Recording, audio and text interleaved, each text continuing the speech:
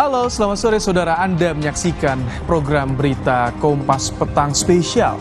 Bertepatan dengan ulang tahun ke-13 Kompas TV, independen, terpercaya. Hari ini hadir bersama saya Rahmat Ibrahim dan Cynthia Rompas.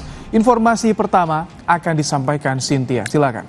Ya, terima kasih Ibrahim. Saudara, kita ke informasi pertama di Kompas Petang. Pesawat Trigana Air yang membawa rombongan istri PJ Gubernur Papua tergelincir saat akan lepas landas di Bandara Serui, Kabupaten Kepulauan Yapen, Papua. Kondisi Pesawat rute Serui Jayapura itu mengalami gagal take off dan keluar jalur di ujung bandara. Pesawat membawa 41 penumpang dan seorang bayi.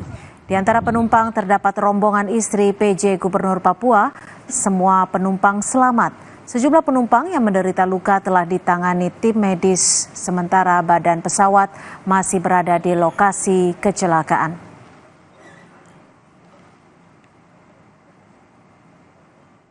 Telah terjadi peristiwa laka tergelincirnya pesawat ATR milik Trigana Air di landas pacu Bandara Serui, Kabupaten Kepulauan Yapen pada hari ini, Senin 9 September 2024. Penumpang dan kru dalam keadaan selamat. Beberapa yang mengalami cedera sudah dilarikan ke Rumah Sakit Umum Daerah